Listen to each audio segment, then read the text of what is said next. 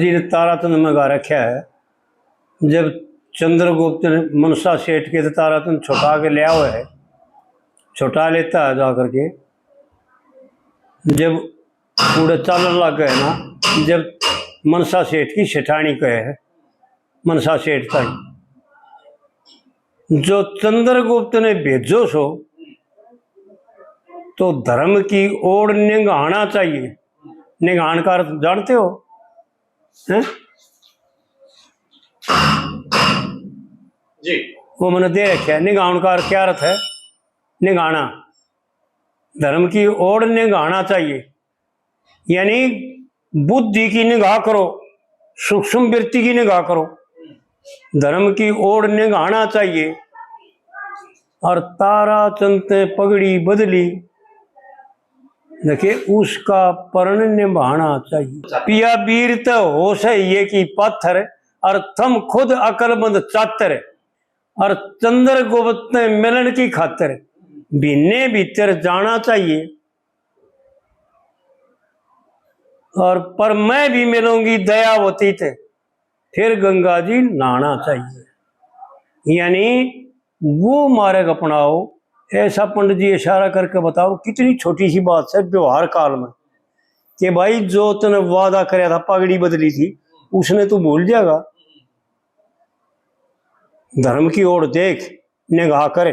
निगाहने का अर्थ है निगाह कर धर्म की ओर, बुद्धि को घुमा, विचार करे। और फिर दूसरी कलीम बताता है, बड़े मर्मिक बात वर्ण कर रखे पंडित जी ने, यानी व्यवहार काल में व्रत लेवे तो महान हो जाए।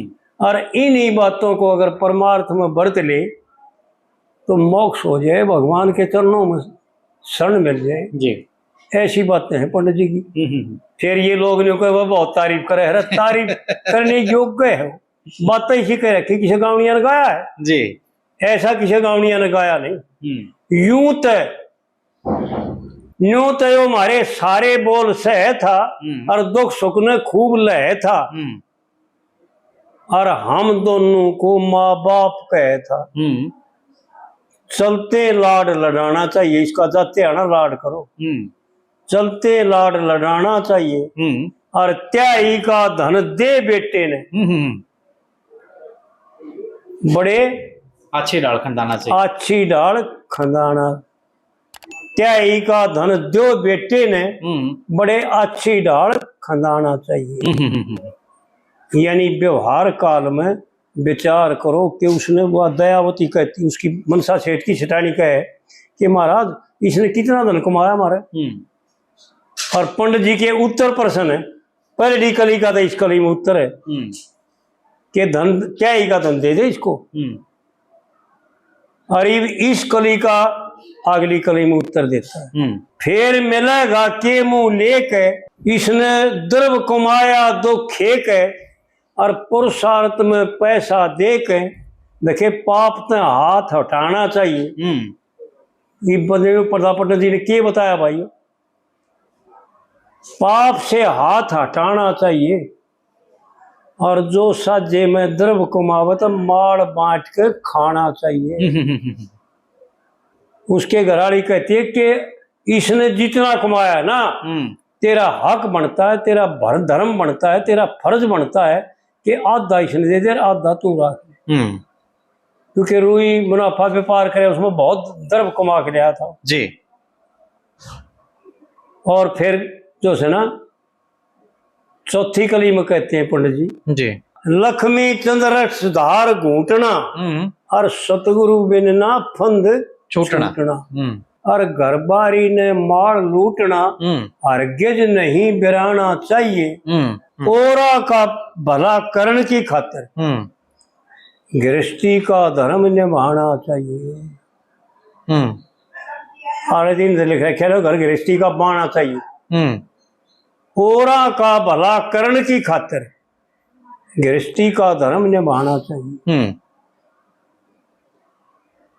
इतनी मर्मिक बात है, यानी एक एक बात व्यवहार काल में बरतो। व्यवहार तो यो है जो पंडित जी ने बता रखे जी, मैं ऐसा बर्तन का हक बनता है। क्योंकि मारे आ करके इसका बाप तो 200 रुपये में गहने धर गया था इसने, लेकिन उस 200 रुपये के बदले में इसने कितना धर्म कमाया, कितना धन कमाया। इसको जा से इसने कि मैं इसका चौथा हिस्सा त्याई का दे दे और हक तो ये हो सके आधा बांट के खा, माल बांट के खाना चाहिए। बड़ी विलक्षण बातें हैं पंडित जी की, ऐसी बातें हैं। और इसको परमार्थ में देखा ना, यानी ऐसा व्यवहार जिसका पवित्र है वो है परमार्थिक जीव है,